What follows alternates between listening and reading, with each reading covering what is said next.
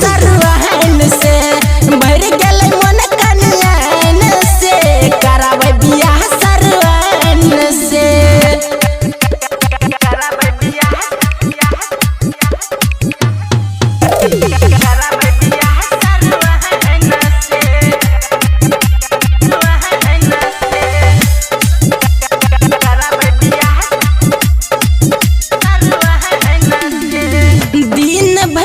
चार बेर करे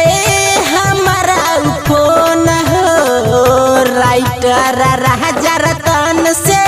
लेके नंबर हो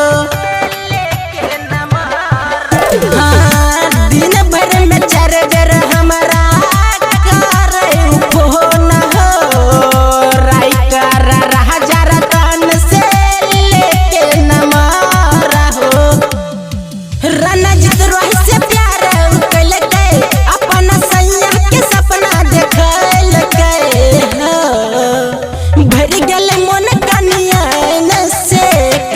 बियाह सरवहन से भर गेल मन कनियन से करेंगे बियाह।